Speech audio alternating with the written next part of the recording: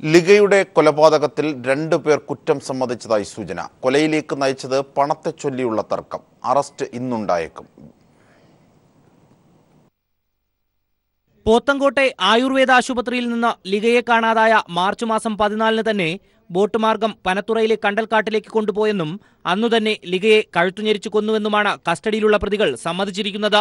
Boating നടത്താനെത്തിയ വിദേശ വനിതയെ ഇവിടെയെത്തിച്ച മയക്കുമരുന്ന് നൽകിയെന്നും തുടർന്ന് പണത്തെ ചൊല്ലി വാക്കുതർക്കമുണ്ടായെന്നും ശേഷം കഴുത്തുഞെരിച്ചു കൊന്ന് കെട്ടിത്തൂക്കുകയായിരുന്നുവെന്നുമാണ് വാഴാമുട്ടം സ്വദേശികളായ പ്രതികൾ സമ്മതിച്ചിരിക്കുന്നത്. 4 പ്രതികളാണ് നിലവിൽ പോലീസിന്റെ കസ്റ്റഡിയിലുള്ളത്. ലിഗയുടെ മരണവുമായി ബന്ധപ്പെട്ട അന്വേഷണം പുരോഗമിക്കുന്ന സാഹചര്യത്തിൽ പോലീസിന് കൃത്യമായ തെളിവോ മൊഴികളോ ലഭ്യമായിരുന്നില്ല. അതുകൊണ്ടുതന്നെ പോലീസിന് കസ്റ്റഡിയിലുള്ളവരുടെ അറസ്റ്റ് രേഖപ്പെടുത്തുവാനും കഴിഞ്ഞിരുന്നില്ല. എന്നാൽ പ്രതികൾ കുറ്റസമ്മതം നടത്തിയതോടെ ഇവരുടെ അറസ്റ്റ് ഇന്ന് രേഖപ്പെടുത്തും. അതേസമയം ലിഗയുടെ ആന്തരികാവയവങ്ങളുടെ പരിശോധനാ ഫലം ഇന്ന് ലഭ്യമാകുമെന്നാണ് സൂചന. പരിശോധനാ ഫലം വരുന്നതോടെ ലിഗ ബലാത്സംഗം ചെയ്യപ്പെട്ടിരുന്നു എന്നതടക്കമുള്ള വിവരങ്ങൾ പോലീസിന് ലഭ്യമാകും. ബലാത്സംഗം ചെയ്തിട്ടില്ലെന്നാണ് പ്രതികൾ പറയുന്നത്. മെഡിക്കൽ കോളേജിൽ സൂക്ഷിച്ചിരിക്കുന്ന ലിഗയുടെ മൃതദേഹം നാളെ ബന്ധുക്കൾക്ക് വിട്ടു നൽകും. മൃതദേഹം ഇവിടെ തന്നെ സംസ്കരിക്കാനാണ് ബന്ധുക്കളുടെ തീരുമാനം. Rinu Sreedhar, news bureau, Thiruvananthapuram. വരാപ്പുഴയിൽ പോലീസ് കസ്റ്റഡിയിൽ മരണപ്പെട്ട ശ്രീജിത്തിന്റെ കുടുംബത്തിന് സർക്കാർ സഹായം. കുടുംബത്തിന് 10 ലക്ഷം രൂപ ധനസഹായം നൽകാൻ മന്ത്രിസഭായോഗം തീരുമാനിച്ചു. ശ്രീജിത്തിന്റെ ഭാര്യ അഖിലയ്ക്ക് സർക്കാർ ജോലി നൽകും. കഴിഞ്ഞ ദിവസം ശ്രീജിത്തിന്റെ വീട് സന്ദർശിച്ച CPIM സംസ്ഥാന സെക്രട്ടറി കുടുംബത്തിന് ധനസഹായം നൽകണമെന്ന് സർക്കാരിനോട് ആവശ്യപ്പെട്ടിരുന്നു.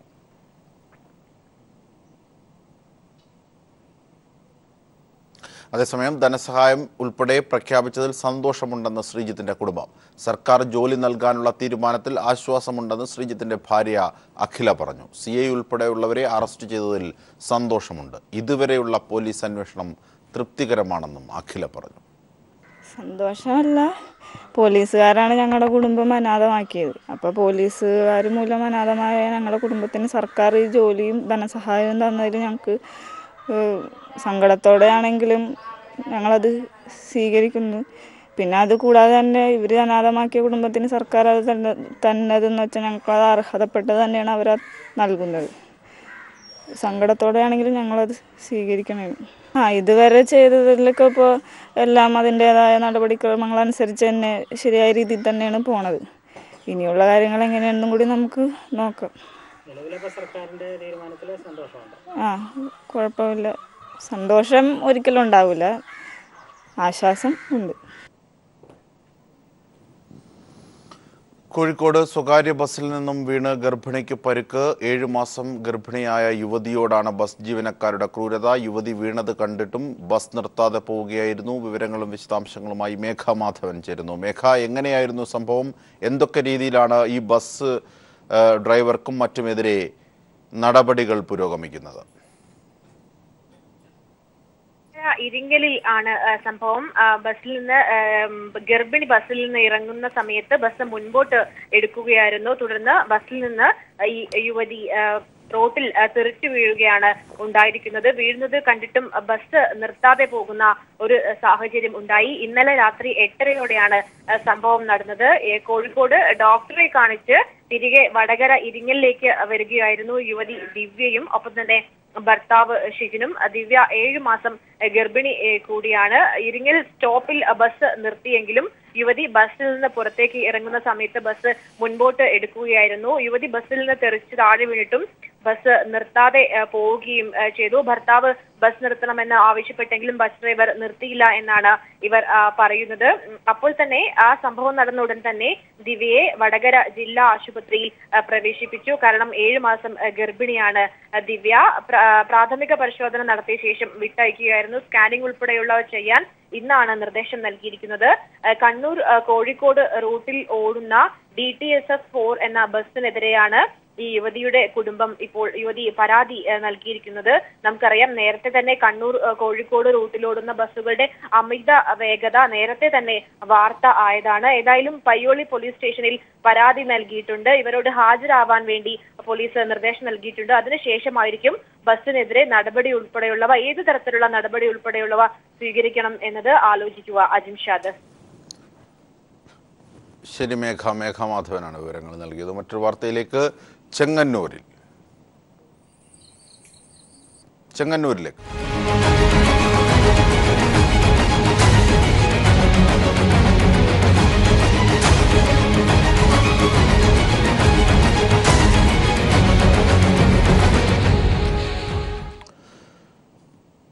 ചെങ്ങന്നൂർ തെരഞ്ഞെടുപ്പിന് കേവലം 26 ദിവസങ്ങൾ മാത്രം ബാക്കി നിൽക്കെ ബി.ജെ.പിയുടെ സംസ്ഥാന നേതാക്കൾ കൂട്ടത്തോടെ മണ്ഡലം വിടുന്നു. 4 ജില്ലകളിലായി നടക്കുന്ന മറ്റു പ്രചരണ ജാഥകളിൽ പങ്കെടുക്കുന്നതിന് വേണ്ടിയാണ് നേതാക്കൾ ചെങ്ങന്നൂരിനെ ഉപേക്ഷിക്കുന്നത്. മണ്ഡലത്തിലെ അടിസ്ഥാന പ്രചരണ പ്രവർത്തനങ്ങൾ പോലും താളം തെറ്റിക്കിടക്കവേ നേതൃത്വത്തിന്റെ മെല്ലെപ്പോക്കിൽ ബി.ജെ.പി അണികൾ തന്നെ നിരാശയിലാണ്. അടുത്തിടെ നടന്ന ഒരു തെരഞ്ഞെടുപ്പിലും കാണിക്കാത്ത ബി.ജെ.പി ഉദാസീനത മറ്റ് രാഷ്ട്രീയ കേന്ദ്രങ്ങൾ സംശയത്തോടെയാണ് വീക്ഷിക്കുന്നത്. ഉപതെരഞ്ഞെടുപ്പിന് കേവലം 26 ദിവസങ്ങൾ മാത്രം ബാക്കി നിൽക്കെ മുതിർന്ന ബി.ജെ.പി നേതാക്കൾ ഒന്നടങ്കം മറ്റ് ജില്ലകളിൽ പ്രവർത്തനത്തിനായി പോകുന്നതാണ് രാഷ്ട്രീയ കേന്ദ്രങ്ങളെ അമ്പരപ്പിക്കുന്നത്. BDJS അടക്കമുള്ള ഘടകകക്ഷികൾ എതിർപ്പ് തുടരുന്നതിനാൽ തെരഞ്ഞെടുപ്പ് കൺവെൻഷൻ പോലും ഇതുവരെ നടത്താൻ കഴിഞ്ഞിട്ടില്ല. ഇതിനിടയിലാണ് നേതാക്കന്മാർ ഒന്നടങ്കം മണ്ഡലം വിട്ട് പോകുന്നത്. ബി.ജെ.പി സംസ്ഥാന അധ്യക്ഷൻ കുമ്മനം രാജശേഖരൻ വാട്സാപ്പ് ഹർത്താലുമായി ബന്ധപ്പെട്ട് മലപ്പുറത്ത് ജാഥ നടത്തുമ്പോൾ സംസ്ഥാന ജനറൽ സെക്രട്ടറി A.N. രാധാകൃഷ്ണൻ മധു ശ്രീജിത്ത് വിഷയമുന്നയിച്ച് അട്ടപ്പാടിയിൽ നിന്ന് വരാപ്പുഴയിലേക്കും മറ്റൊരു ജനറൽ സെക്രട്ടറിയായ ശോഭാ സുരേന്ദ്രൻ കോഴിക്കോടുമാണ് ജാഥ നടത്തുന്നത്.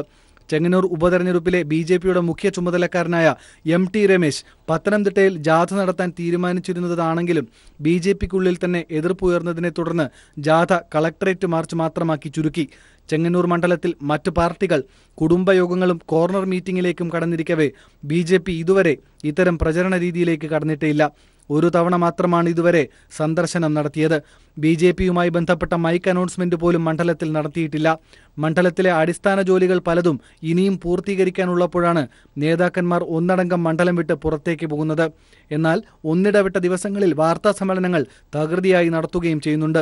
ഉപതെരഞ്ഞെടുപ്പിന്റെ പടിവാതിൽക്കൽ വെച്ച് ഇത്തരത്തിൽ ജാഥ നടത്തുന്നത് വഴി നേതൃത്വത്തിന്റെ ശ്രദ്ധ വികേന്ദ്രീകരിക്കപ്പെടുമെന്നത് ഉറപ്പാണെന്നിരിക്കെ നേതൃത്വത്തിന്റെ നടപടി അണികളുടെ നിരാശയ്ക്ക് ഇടയാക്കിയിട്ടുണ്ട്.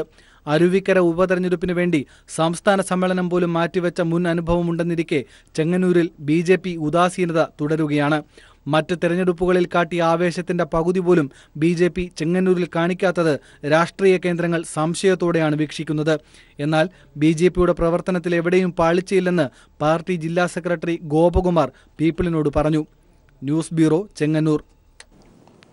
മലയാളത്തിലെ ജനപ്രിയ അപസർപ്പക നോവലുകളുടെ എഴുത്തുകാരൻ കോട്ടയം പുഷ്പനാഥ് അന്തരിച്ചു. കോട്ടയത്തെ ചുങ്കത്തെ വീട്ടിൽ ഇന്ന് രാവിലെയായിരുന്നു അന്ത്യം. 80 വയസ്സായിരുന്നു. വാർദ്ധക്യസഹജമായ അസുഖങ്ങളെ തുടർന്ന് ദീർഘകാലം ചികിത്സയിലായിരുന്നു. വിവരങ്ങളും വിശദാംശങ്ങളുമായി ഇപ്പോൾ ഞങ്ങളുടെ പ്രതിനിധി പ്രശാന്ത് ചേരുകയാണ്. പ്രശാന്ത്, എപ്പോഴാകും സംസ്കാരം? മറ്റ് വിവരങ്ങൾ, വിശദാംശങ്ങളിലേക്ക്. അജിൻഷാദ്, മലയാളിയുടെ വായന അഭിരുചിയിൽ വേഗതയുണ്ടാക്കിയ കോട്ടയം പുഷ്പനാഥ് ഇന്ന് രാവിലെയാണ് കോട്ടയം ചുങ്കത്തെ വീട്ടിൽ അന്തരിച്ചത്. 80 വയസ്സായിരുന്നു. വാർദ്ധക്യസഹജമായ അസുഖങ്ങളെ തുടർന്ന് ദീർഘകാലം ചികിത്സയിലായിരുന്നു. സംസ്കാരം വെള്ളിയാഴ്ച വൈകിട്ട് 3 മണിക്ക് കോട്ടയം CSI കത്തീഡ്രൽ പള്ളി സെമിത്തേരിയിൽ നടക്കും. അദ്ദേഹത്തിന്റെ മൃതദേഹം ഇപ്പോൾ കോട്ടയത്തെ സ്വകാര്യ ആശുപത്രി മോർച്ചറിയിലേക്ക് മാറ്റിയിട്ടുണ്ട്. വെള്ളിയാഴ്ച രാവിലെയോടുകൂടി തന്നെയാണ് സംസ്കാര ചടങ്ങും മറ്റും ആരംഭിക്കുക. 3 മണിയോടുകൂടി കോട്ടയം CSI കത്തീഡ്രൽ പള്ളി സെമിത്തേരിയിൽ സംസ്കരിക്കും. മനോരാജ്യം വാരികയിൽ ചുവന്ന മനുഷ്യൻ എന്ന ആദ്യ നോവൽ പ്രസിദ്ധീകരിച്ചതോടെയാണ് കോട്ടയം പുഷ്പനാഥ് അറിയപ്പെട്ടു തുടങ്ങിയത്. 300-ലേറെ നോവലുകൾ രചിച്ചിട്ടുള്ള പുഷ്പനാഥൻ പിള്ള എന്ന കോട്ടയം പുഷ്പനാഥ് ചരിത്ര അധ്യാപകനായാണ് ഔദ്യോഗിക ജീവിതം ആരംഭിച്ചത്. അദ്ദേഹത്തിന്റെ ബ്രഹ്മരക്ഷസ്, ചുവന്ന അങ്കി തുടങ്ങിയ കൃതികൾ ചലച്ചിത്രമായിട്ടുണ്ട്. തമിഴ്, തെലുങ്ക്, കന്നഡ എന്നീ ഭാഷകളിലേക്ക് പല നോവലുകളും തർജ്ജമ ചെയ്തിട്ടുണ്ട്. ഏപ്രിൽ 10-ന് മകൻ സലീം പുഷ്പനാഥ് റിസോർട്ടിൽ കുഴഞ്ഞു വീണ് മരിച്ചിരുന്നു. വന്യജീവി ട്രാവൽ ഫുഡ് ഫോട്ടോഗ്രാഫർ ആയിരുന്ന സലീമിന്റെ അപ്രതീക്ഷിതമായ മരണം അദ്ദേഹത്തെ തകർത്തിരുന്നു. അത് ആ ഒരു വിഷമതകളും എല്ലാം തന്നെ അദ്ദേഹത്തിന്റെ മരണത്തിനും കാരണമായി എന്ന് തന്നെ പറയാം. മറിയാമ്മയാണ് ഭാര്യ. സീനു പുഷ്പനാഥ്, ജമി പുഷ്പനാഥ് എന്നിവരാണ് മറ്റു മക്കൾ. അതായത് DB കുറുപ്പും നീലകണ്ഠൻ പരമാരെയും വിരാജിച്ചിരുന്ന മലയാള അപസർപ്പക നോവൽ മേഖലയിലേക്ക് ഒരു കൊടുങ്കാറ്റായിട്ടാണ് 70കളുടെ മധ്യത്തിൽ പുഷ്പനാഥ് കടന്നു വന്നിരുന്നത്. അദ്ദേഹത്തിന്റെ തൂലികയിൽ നിന്നും പിറവിയെടുത്തിട്ടുള്ള ഡിക്റ്റീവ്, മാക്സും, എലിസബത്തും അങ്ങനെ കേരളത്തിലെ വായനക്കാരിൽ ഇപ്പോഴും പച്ചപിടിച്ചു നിൽക്കുന്നു. പുഷ്പനാഥ് ഒരു ചരിത്ര അധ്യാപകനായതിനാൽ ഓരോ രാജ്യങ്ങളിലെ ഭൂപടങ്ങളെ കുറിച്ച് വ്യക്തമായ ധാരണ ഉണ്ടായിരുന്നു. അത് എഴുത്തിനെ സഹായിച്ചിട്ടുണ്ട്. ഒരു സംഭവം നടക്കുമ്പോൾ അതിന്റെ ചരിത്ര പശ്ചാത്തലം അദ്ദേഹം വിവരിച്ചിരുന്നു. അങ്ങനെ കോട്ടയം പുഷ്പനാഥ് 40 വർഷങ്ങൾക്ക് മുമ്പ് സങ്കല്പിക്കാൻ കഴിയാതിരുന്ന ഒരു സാഹചര്യത്തിൽ ഇപ്പോൾ ഒരു സാങ്കേതിക വിദ്യയുടെ കാലഘട്ടത്തിലേക്ക് മാറിയപ്പോൾ പോലും അന്നത്തെ ഒരു പഴയ തലമുറയെ വായനയിലേക്ക് കൊണ്ടുവരുന്നതിനും അവർക്ക് വായനയുടെ തുടക്കം നൽകുന്നതിനും കോട്ടയം പുഷ്പനാഥിന്റെ കൃതികൾ ഏറെ സഹായകമായിരുന്നു. മലയാളികൾ ഇപ്പോൾ ഈ ഒരു വായനയുടെ ഗൗരവമായ ഒരു വായനയിലേക്ക് കടന്നു വന്നതും പുഷ്പനാഥിന്റെ പുസ്തകങ്ങൾ വായിച്ചുകൊണ്ട് തന്നെയാണ് എന്ന് തന്നെ നിസ്സംശയം പറയേണ്ടി വരും. ശരി പ്രശാന്താണ് വിവരങ്ങൾ വിശദാംശങ്ങൾ നൽകിയത്. മറ്റു വാർത്തയിലേക്ക്. CPIM സംസ്ഥാന കമ്മിറ്റി യോഗം AKG സെന്ററിൽ ആരംഭിച്ചു. പുതിയ സെക്രട്ടേറിയറ്റ് അംഗങ്ങളെ യോഗത്തിൽ തീരുമാനിക്കും. 3 പേർ പുതിയതായി സെക്രട്ടേറിയറ്റിൽ എത്തിയേക്കും. ചെങ്ങന്നൂർ ഉപതെരഞ്ഞെടുപ്പുമായി ബന്ധപ്പെട്ട പ്രവർത്തനങ്ങളും യോഗം ചർച്ച ചെയ്യും. ഇന്നും നാളെയുമാണ് യോഗങ്ങൾ നടക്കുക. വാർത്തകളിലേക്ക്. സുപ്രീം കോടതിയുടെ നിലവിലെ അവസ്ഥ വിനാശകരമാണെന്ന് സുപ്രീം കോടതി മുൻ ചീഫ് ജസ്റ്റിസ് RM ലോധ. കൂട്ടായ നേതൃത്വം ഇതിനെ മറികടക്കാൻ ആവശ്യമാണെന്നും അദ്ദേഹം അഭിപ്രായപ്പെട്ടു. സുപ്രീം കോടതിയുടെ നിലവിലെ അവസ്ഥ വിനാശകരമാണെന്നും ഈ അവസ്ഥ മറികടക്കാൻ കൂട്ടായ നേതൃത്വമാണ് വേണ്ടതെന്നും സുപ്രീം കോടതി മുൻ ചീഫ് ജസ്റ്റിസ് RM ലോധ അഭിപ്രായപ്പെട്ടു. ഡ്യൂട്ടി റോസ്റ്റർ ഇടാൻ ചുമതലപ്പെട്ടയാൾ ചീഫ് ജസ്റ്റിസ് ആണെന്ന കാര്യത്തിൽ സംശയമില്ലെന്നും പക്ഷേ അതിനർത്ഥം അദ്ദേഹത്തിന് എന്തുമാകാമെന്നല്ലെന്നും ലോധ വ്യക്തമാക്കി. ചീഫ് ജസ്റ്റിസ് ദീപക് മിശ്ര എല്ലാ ജഡ്ജിമാരെയും ഒരുമിച്ച് നിർത്തണമെന്നും രാജ്യത്തിന്റെ നീതി കാക്കണമെന്നും ലോധ ആവശ്യപ്പെട്ടു. ജസ്റ്റിസുമാരായ ചെലമേശ്വർ, കുര്യൻ ജോസഫ്, രഞ്ജൻ ഗൊഗോയ്, മദൻ ബി ലോക്കൂർ എന്നിവർ ദീപക് മിശ്രയ്ക്കെതിരെ നേരത്തെ ആരോപണങ്ങൾ ഉന്നയിക്കുകയും തുടർന്നുണ്ടായ വിവാദങ്ങളുടെ പശ്ചാത്തലത്തിലുമാണ് ലോധയുടെ പരാമർശം. സ്ഥാപനത്തിന്റെ താൽപര്യം സംരക്ഷിക്കണമെന്നും അതോടൊപ്പം തന്നെ കേസുകൾ നീതിയുക്തമാക്കണമെന്നും ലോധ അഭിപ്രായപ്പെട്ടു. രാജ്യത്തെ നീതിന്യായ സംവിധാനം കുഴപ്പം പിടിച്ച അവസ്ഥയിലേക്ക് എത്തുന്ന കാലം വിദൂരമല്ലെന്നും അദ്ദേഹം ഓർമ്മിപ്പിച്ചു. News desk.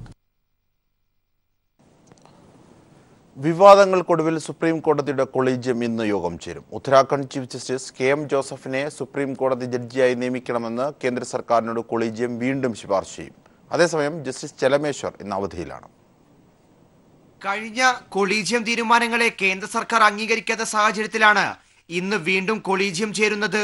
KM ജോസഫിന്റെ പേര് കൊളീജിയം വീണ്ടും നിർദ്ദേശിച്ചാൽ കേസിന് സാധ്യതയില്ലെന്ന് പറഞ്ഞായിരുന്നു ചീഫ് ജസ്റ്റിസ് കഴിഞ്ഞ ദിവസത്തെ ഹർജി തള്ളിയിരുന്നത്. അതോടൊപ്പം KM ജോസഫിനെ സുപ്രീം കോടതി നിയമിക്കണമെന്ന ശുപാർശയിൽ ഉറച്ചു നിൽക്കുന്നതായി കൊളീജിയം അംഗവും മുതിർന്ന ജസ്റ്റിസുമായ കുര്യൻ ജോസഫ് കഴിഞ്ഞ ദിവസം വ്യക്തമാക്കിയിരുന്നു. കൊളീജിയം രണ്ടാമതും KM ജോസഫിനെ പരിഗണിക്കണമെന്നാവശ്യപ്പെട്ടാൽ കേന്ദ്ര സർക്കാരിന് നിരാകരിക്കാനാവില്ല. ഇതോടെ കൊളീജിയവും കേന്ദ്രവും തമ്മിലുള്ള തർക്കം ഒന്നുകൂടി രൂക്ഷമാവും. ജസ്റ്റിസ് ജോസഫിനെയും അഭിഭാഷക ഇന്ദു മൽഹോത്രയും സുപ്രീം കോടതി ജഡ്ജിമാരെ നിയമിക്കണമെന്ന കൊളീജിയത്തിന്റെ ശുപാർശയിൽ കേന്ദ്ര സർക്കാർ ഇന്ദു മൽഹോത്രയെ മാത്രം നിയമിക്കുകയായിരുന്നു. അതും 3 മാസം വൈകിപ്പിച്ച ശേഷം. ഇത്തവണയും ജോസഫിന്റെ പേര് ശുപാർശ ചെയ്താൽ ഇതേപോലെ സമയം നീട്ടാൻ കേന്ദ്ര സർക്കാരിന് സാധിക്കും. ജസ്റ്റിസ് ജോസഫിനെ പരിഗണിച്ചാൽ സീനിയോറിറ്റി മറികടക്കലാകുമെന്നും കേരളത്തിൽ നിന്ന് നിലവിൽ പ്രാതിനിധ്യമുള്ളതുകൊണ്ട് പരിഗണിക്കേണ്ട സാഹചര്യമില്ലെന്നും ചൂണ്ടിക്കാട്ടിയാണ് കേന്ദ്ര സർക്കാർ ശുപാർശ തള്ളിയിരുന്നത്. ജസ്റ്റിസ് ജോസഫിന് സ്ഥാനക്കയറ്റം നൽകുന്നതിനെതിരായി സർക്കാർ കണ്ടെത്തിയ കാരണങ്ങൾക്കുള്ള മറുപടി എന്ന രൂപത്തിലായിരിക്കും കൊളീജിയം വീണ്ടും ശുപാർശ അയക്കുക. ചീഫ് ജസ്റ്റിസ് ദീപക് മിശ്രയ്ക്ക് പുറമെ മുതിർന്ന ജഡ്ജിമാരായ ചെലമേശ്വർ, കുര്യൻ ജോസഫ്, രഞ്ജൻ ഗൊഗോയ്, മദൻ പി ലോക്കൂർ എന്നിവരാണ് കൊളീജിയത്തിലെ മറ്റംഗങ്ങൾ. News bureau, Delhi. പ്രധാനമന്ത്രി വിളിച്ചു ചേർത്ത മുഖ്യമന്ത്രിമാരുടെ യോഗം ഇന്ന് രാഷ്ട്രപതി ഭവനിൽ നടക്കും. രാഷ്ട്രപിതാവ് മഹാത്മാഗാന്ധിജിയുടെ 150ാം ജന്മദിനാഘോഷങ്ങളുടെ ഭാഗമായി നടപ്പിലാക്കേണ്ട പദ്ധതികളെക്കുറിച്ച് ചർച്ച ചെയ്യാനാണ് യോഗം വിളിച്ചിരിക്കുന്നത്. ആന്ധ്ര മുഖ്യമന്ത്രി ചന്ദ്രബാബു നായിഡു, തെലങ്കാന മുഖ്യമന്ത്രി ചന്ദ്രശേഖർ റാവു എന്നിവർ യോഗത്തിൽ നിന്ന് വിട്ടുനിൽക്കും. വിവാദ പരാമർശങ്ങൾ കൊണ്ട് BJPക്ക് തലവേദനയായ ത്രിപുര മുഖ്യമന്ത്രി ബിപ്ലബ് കുമാർ ദേവ് യോഗത്തിൽ പങ്കെടുക്കുന്നുണ്ട്. അദ്ദേഹത്തോട് BJP നേതൃത്വം ഇന്ന് വിശദീകരണവും ചോദിച്ചേക്കും.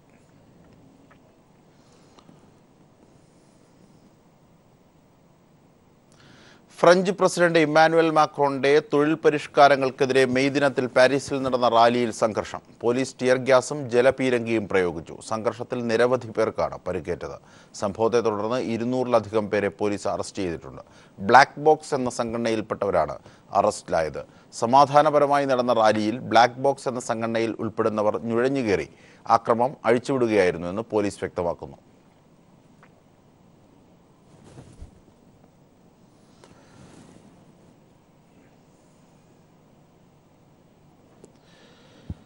വരാപ്പുഴ കസ്റ്റഡി മരണക്കേസിൽ അറസ്റ്റിലായ മുൻ പറവൂർ CI ക്രിസ്പിൻ സാമിനെ ഇന്ന് പറവൂർ മജിസ്ട്രേറ്റ് കോടതിയിൽ ഹാജരാക്കും. അന്യായമായി തടവിൽ വെക്കൽ, വ്യാജരേഖ ചമയ്ക്കൽ എന്നീ വകുപ്പുകളാണ് ക്രിസ്പിനെതിരെ ചുമത്തിയിരിക്കുന്നത്. ആലുവ പോലീസ് ക്ലബ്ബിൽ വെച്ച് ഇന്നലെ സ്പെഷ്യൽ ബ്രാഞ്ച് നടത്തിയ ചോദ്യം ചെയ്യലിനൊടുവിലാണ് ക്രിസ്പിന്റെ അറസ്റ്റ് രേഖപ്പെടുത്തിയത്. കേസിൽ 5ാം പ്രതിയാണ് ക്രിസ്പിൻ. ആലുവ പോലീസ് ക്ലബ്ബിൽ വെച്ചാണ് IG ശ്രീജിത്തിന്റെ നേതൃത്വത്തിലുള്ള പ്രത്യേക അന്വേഷണ സംഘം ക്രിസ്പിൻ സാമിനെ ചോദ്യം ചെയ്തത്. ശ്രീജിത്തിനെ കസ്റ്റഡിയിലെടുത്തത് CI ക്രിസ്പിൻ സാമിന്റെ നിർദ്ദേശപ്രകാരമാണെന്ന് നേരത്തെ അറസ്റ്റിലായ RTF ഉദ്യോഗസ്ഥർ പറഞ്ഞിരുന്നു. ക്രിസ്പിൻ സാമിനെ ചോദ്യം ചെയ്തതിൽ ഇക്കാര്യങ്ങൾ അന്വേഷണ സംഘത്തിന് വ്യക്തമായി. ഇതേ തുടർന്നാണ് കേസിൽ 5-ാം പ്രതിയാക്കി ക്രിസ്പിന്റെ അറസ്റ്റ് രേഖപ്പെടുത്തിയത്.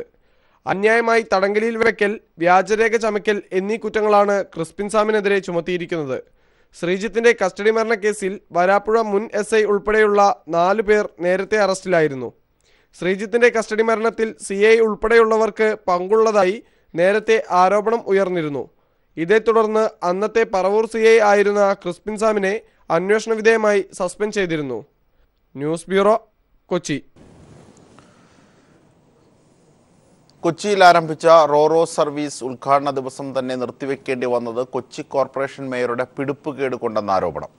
ആവശ്യമായ മുന്നൊരുക്കങ്ങളും മതിയായ രേഖകളോ ഇല്ലാതെയാണ് മുഖ്യമന്ത്രിയെ തെറ്റിദ്ധരിപ്പിച്ച് മേയർ റോറോ സർവീസ് ഉദ്ഘാടനം ചെയ്യിപ്പിച്ചതെന്ന് പ്രതിപക്ഷം ചൂണ്ടിക്കാട്ടുന്നു. സർവീസ് ഉടൻ പുനരാരംഭിക്കാൻ മേയർ നടപടി സ്വീകരിച്ചില്ലെങ്കിൽ വലിയ പ്രക്ഷോഭം തുടങ്ങേണ്ടി വരുമെന്ന് LDF കൗൺസിലർമാർ അറിയിച്ചു.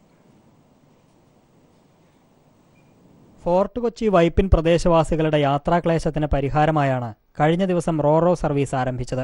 16 കോടി രൂപ ചെലവഴിച്ച് കൊച്ചി കോർപ്പറേഷൻ യാഥാർത്ഥ്യമാക്കിയ റോറോ യാനത്തിന് ലൈസൻസ് എടുക്കാത്തതിനാൽ ഉദ്ഘാടന ദിവസം തന്നെ സർവീസ് നിർത്തിവെക്കേണ്ടി വന്നു. ഇത് UDF ഭരിക്കുന്ന കൊച്ചി കോർപ്പറേഷൻ ഭരണസമിതിയുടെ ജാഗ്രതക്കുറവാണെന്ന് പ്രതിപക്ഷം ചൂണ്ടിക്കാട്ടുന്നു. ഇൻലാൻഡ് വെസൽ റൂൾസ് പ്രകാരം റോറോ ജങ്കാർ രജിസ്റ്റർ ചെയ്തിരുന്നെങ്കിലും അതിന്റെ കാലാവധി കഴിഞ്ഞിരുന്നു.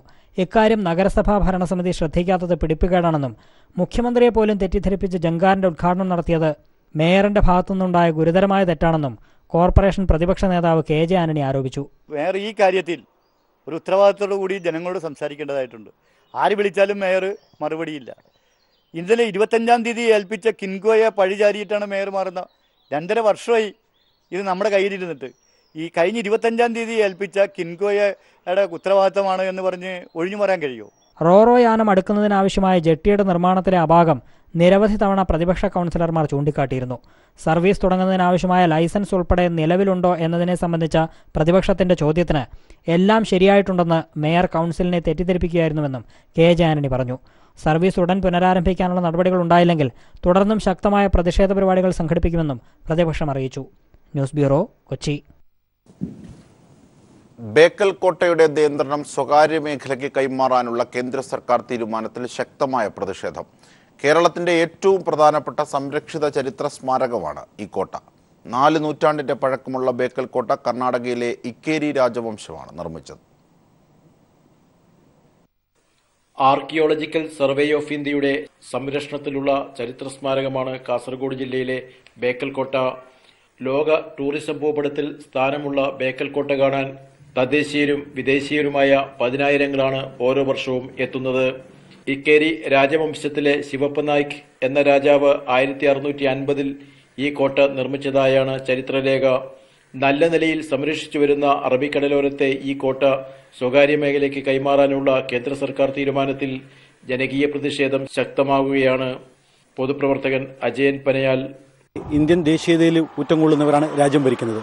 അങ്ങനെ ദേശീയതയുടെ ചിഹ്നമായി മാറിയ പഴയ കാലത്ത് നമ്മുടെ രാജ്യത്തിന്റെ അഭിമാന സ്തംഭമായ ഓരോന്ന് വിറ്റഴിക്കുകയാണ്. ഇക്കേരി നായക്കന്മാർ നൂറ്റാണ്ടുകൾക്ക് മുമ്പ് പണി കഴിപ്പിച്ച ബേക്കൽ കോട്ട നമ്മുടെ രാജ്യത്തിൻ്റേത് മാത്രമല്ല അന്താരാഷ്ട്ര നിലവാരത്തിൽ ഒരു ശ്രദ്ധയാർജിച്ച ഒരു കേന്ദ്രമാണ്. ആ കേന്ദ്രമാണ് ഇന്ന് സ്വകാര്യ സ്ഥാപനങ്ങൾക്ക് കൈമാറുന്നതിന് വേണ്ടിയിട്ട് കേന്ദ്ര സർക്കാർ തീരുമാനിക്കുന്നത്. ഇത് അങ്ങേയറ്റം പ്രതിഷേധാർഹമാണ്.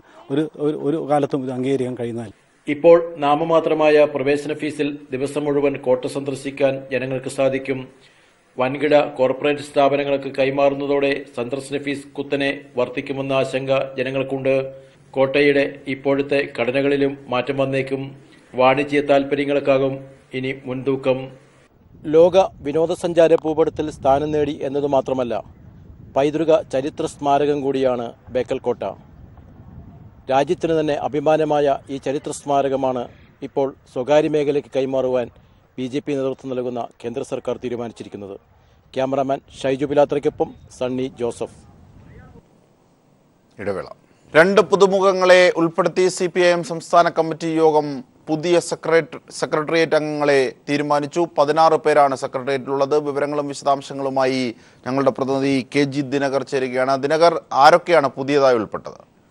അജിംഷാദ്, 2 പുതുമുഖങ്ങളെ സെക്രട്ടേറിയറ്റിൽ ഉൾപ്പെടുത്തി 16-അംഗ സെക്രട്ടേറിയറ്റിനാണ് ഇന്ന് ചേർന്ന സംസ്ഥാന കമ്മിറ്റി യോഗം രൂപം നൽകിയിരിക്കുന്നത്. രാവിലെ 10 മണിയോടുകൂടിയാണ് യോഗം ആരംഭിച്ചത്. ഇപ്പോൾ 16-അംഗ കമ്മിറ്റിയെ തെരഞ്ഞെടുത്തിരിക്കുന്നു. പുതുതായി കമ്മിറ്റിയിൽ ഉൾപ്പെട്ടിരിക്കുന്നത് KN ബാലഗോപാൽ, അതോടൊപ്പം തന്നെ P രാജീവ് എന്നീ 2 പേരാണ്. KN ബാലഗോപാൽ CPM കൊല്ലം ജില്ലാ സെക്രട്ടറിയാണ്.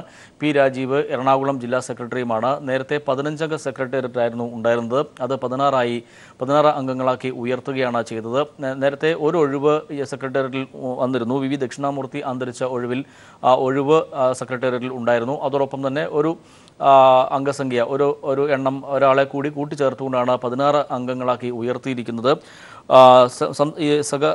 EP ജയരാജന്റെ അധ്യക്ഷതയിലാണ് സംസ്ഥാന കമ്മിറ്റി യോഗം ഇന്ന് രാവിലെ ആരംഭിച്ചത്. AKG സെന്ററിൽ ആരംഭിച്ചത്. യോഗത്തിൽ പാർട്ടി പോളിറ്റ് ബ്യൂറോ അംഗങ്ങളായ S രാമചന്ദ്രൻപിള്ള, MA ബേബി എന്നിവരും പങ്കെടുത്തു. സെക്രട്ടേറിയറ്റിൽ ഉൾപ്പെടുത്തിയിരിക്കുന്നവർ ഇവരാണ്: Pinarayi Vijayan, Kodiyeri Balakrishnan, P Karunakaran, PK Sreemathi, EP Jayarajan, TM Thomas Isaac, Elamaram Kareem, AK Balan, MV Govindan master, Baby John, Anathalavattom Anandan, TP Ramakrishnan, MM Mani, KJ Thomas, KN Balagopal, P Rajeev. അങ്ങനെ 16 അംഗങ്ങളാണ് സെക്രട്ടേറിയറ്റിൽ പുതുതായി ഉൾപ്പെടുത്തിയിരിക്കുന്നത്. അജിംഷാദ്. ശരി, ദിനകറാണ് വിവരങ്ങൾ നൽകിയത്. 2 പുതുമുഖങ്ങളെ കൂടി ഉൾപ്പെടുത്തി CPIM സംസ്ഥാന കമ്മിറ്റി യോഗം പുതിയ സെക്രട്ടേറിയറ്റ് അംഗങ്ങളെ തീരുമാനിച്ചു. 16 പേരാണ് സെക്രട്ടേറിയറ്റിലുള്ളത്. CPIM കൊല്ലം ജില്ലാ സെക്രട്ടറിയായ KN ബാലഗോപാലും എറണാകുളം ജില്ലാ സെക്രട്ടറിയായ P രാജീവുമാണ് പുതുമുഖങ്ങളായി സെക്രട്ടേറിയറ്റിലെത്തിയത്. ഇതിൻ്റെ വിശദാംശങ്ങളാണ് ഞങ്ങളുടെ പ്രതിനിധി ദിനകർ നൽകിയത്. മറ്റൊരു വാർത്തയിലേക്ക്. ട്രാൻസ്ജെൻഡേഴ്സിൻ്റെ സൗന്ദര്യ മത്സരത്തിൻ്റെ 2ാം പതിപ്പ് അടുത്ത മാസം കൊച്ചിയിൽ നടക്കും. ക്വീൻ ഓഫ് ദ്വയ എന്ന പേരിൽ ജൂൺ 9-ന് സിയാൽ കൺവെൻഷൻ സെന്ററിലാണ് മത്സരം. മത്സരത്തിന് മുന്നോടിയായി ഫൈനൽ ഓഡീഷൻ കൊച്ചിയിൽ നടന്നു. ഭിന്നലിംഗത്തിൽപ്പെട്ട 24 സുന്ദരിമാരെയാണ് ഫൈനൽ ഓഡീഷനിലേക്ക് തെരഞ്ഞെടുത്തത്. ഇവരിൽ നിന്നും തെരഞ്ഞെടുക്കുന്ന 15 പേർ ഗ്രാൻഡ് ഫിനാലെയിൽ മാറ്റുരയ്ക്കും. സൗന്ദര്യ മത്സരം എന്നതിലുപരി നല്ല വ്യക്തിയെ വാർത്തെടുക്കുക എന്നതാണ് ക്വീൻ ഓഫ് ദയയുടെ ലക്ഷ്യമെന്ന് സംഘാടകരിൽ ഒരാളായ രഞ്ജു രഞ്ജിമർ പറഞ്ഞു. ട്രാൻസ്ജെൻഡേഴ്സ് എന്ന് പറയുന്ന വ്യക്തികളെക്കുറിച്ചുള്ള സമൂഹത്തിൻ്റെ തെറ്റിദ്ധാരണകൾ മാറ്റിയെടുക്കാനും അവരുടെ വിദ്യാഭ്യാസ മേഖല, തൊഴിൽ മേഖല, ഫാഷൻ ലോകം എന്നിവിടങ്ങളിലെല്ലാം അവർക്ക് സ്വാതന്ത്ര്യത്തോടുകൂടി തൊഴിലെടുക്കാനും അവരുടെ കഴിവുകൾ തെളിയിക്കാനും കഴിവുകൾ പ്രകടിപ്പിക്കാനുള്ള അവസരമായിട്ടാണ് നമ്മൾ ഈ ഒരു ബ്യൂട്ടി പേജന്റിനെ കാണുന്നത്. കലാപ്രവർത്തനങ്ങൾക്ക് പുറമെ മറ്റ് മേഖലകളിലും മികച്ച പ്രവർത്തനം കാഴ്ചവെക്കാൻ സംഘടനയ്ക്ക് കഴിഞ്ഞിട്ടുണ്ടെന്ന് ദയാ പ്രസിഡന്റ് ശീതൽ പറഞ്ഞു. എൻ്റർപ്രണർഷിപ്പിൻ്റെയും അതുപോലെ തിയേറ്റർ ഗ്രൂപ്പ്സിൻ്റെയും സ്കിൽ ഡെവലപ്മെൻറ്റിൻ്റെയും ഒക്കെ തന്നെ പല പ്രോഗ്രാംസും നമ്മൾ പലരുമായി സംഘടിപ്പിച്ച് ചെയ്തുകൊണ്ടിരിക്കുന്നു. ഇന്റർനാഷണൽ ഡിസൈനർ സഞ്ജന ജോൺ സൗന്ദര്യ മത്സരത്തിന്റെ 2ാം പതിപ്പിൽ വിധികർത്താവായി എത്തും. കൂടാതെ പ്രശസ്തരായ 3 ചലച്ചിത്ര താരങ്ങളും വിധികർത്താക്കളായി എത്തുന്നുണ്ട്. ജൂൺ 9-ന് സിയാൽ കൺവെൻഷൻ സെന്ററിലാണ് മത്സരം. News bureau, Kochi. ശതാഭിഷിക്തനായ ഫിലിപ്പോസ് മാർ ക്രിസോസ്റ്റം വലിയ തിരുമേനിക്ക് തിരുവനന്തപുരം പൗരാവലിയുടെ സ്നേഹാദരം. മികച്ച സാമൂഹിക പരിഷ്കർത്താവും സമൂഹത്തിന് അദ്ദേഹം നൽകിയിട്ട സംഭാവനകളുമാണ് തിരുമേനിയെ വ്യത്യസ്തനാക്കുന്നതെന്ന് കേന്ദ്ര ആഭ്യന്തരമന്ത്രി രാജ്നാഥ് സിംഗ് പറഞ്ഞു. ആധുനിക കേരള ചരിത്രത്തിൻ്റെ പാഠപുസ്തകമാണ് അദ്ദേഹമെന്ന് മുഖ്യമന്ത്രി പിണറായി വിജയനും പറഞ്ഞു. മലങ്കര മാർത്തോമ സുറിയാനി സഭയുടെ വലിയ മെത്രാപ്പൊലീത്തയായ ഡോക്ടർ ഫിലിപ്പോസ് മാർ ക്രിസോസ്റ്റം സമൂഹത്തിന് അദ്ദേഹം നൽകിയിട്ടുള്ള സേവനം മാനിച്ച് രാജ്യം തന്നെ പത്മഭൂഷൺ നൽകി ആദരിച്ച വ്യക്തി. ഇന്ന് ശതാഭിഷേകത്തിന്റെ നിറവിൽ നിൽക്കുമ്പോൾ ഓരോരുത്തർക്കും പറയാനുള്ളത് മികവുറ്റ ഓർമ്മകൾ മാത്രം. തിരുവനന്തപുരം പൗരാവലി സംഘടിപ്പിച്ച 100ാം ജന്മദിനാഘോഷ പരിപാടിയിൽ വലിയ തിരുമേനിയെ സാമൂഹ്യ പരിഷ്കർത്താവായാണ് കേന്ദ്ര ആഭ്യന്തരമന്ത്രി രാജ്നാഥ് സിംഗ് അഭിസംബോധന ചെയ്തത്. Only way to salvation is through the welfare of the world. Mar Chrysostom is a living example of this great Indian thought. മനുഷ്യസ്നേഹത്തിൽ അധിഷ്ഠിതമായ പ്രവർത്തനമാണ് തിരുമേനിയെ വ്യത്യസ്തനാക്കിയതെന്ന് മുഖ്യമന്ത്രി പിണറായി വിജയൻ പറഞ്ഞു. നാടിന്റെ വികസനത്തിന് വേണ്ടി എല്ലാവരും ഒന്നിക്കണമെന്ന് എന്നും ആഗ്രഹിക്കുന്ന വ്യക്തിയാണ് അദ്ദേഹമെന്നും മുഖ്യമന്ത്രി കൂട്ടിച്ചേർത്തു. ആധുനിക കേരള ചരിത്രത്തിന്റെയും സമൂഹത്തിന്റെയും ജീവിക്കുന്ന പാഠപുസ്തകമാണ് ക്രിസോസ്റ്റം തിരുമേനി എന്ന് കാണാൻ കഴിയും. സമൂഹത്തിനാകെ വെളിച്ചം പകരുന്ന ഇത്തരം ജീവിതങ്ങൾ അപൂർവമാകുന്നൊരു ഘട്ടത്തിലാണ് നാം ജീവിക്കുന്നത്. തുടർന്ന് സംസാരിച്ച ഓരോ വിശിഷ്ട വ്യക്തികളും തിരുമേനിക്കൊപ്പമുള്ള നർമ്മ മുഹൂർത്തങ്ങളാണ് പങ്കുവച്ചത്. ഇവർക്കെല്ലാമുള്ള തിരുമേനിയുടെ മറുപടിയും നർമ്മരൂപത്തിലായിരുന്നു. അത് മാതൃകയാണ് വേണ്ടത്.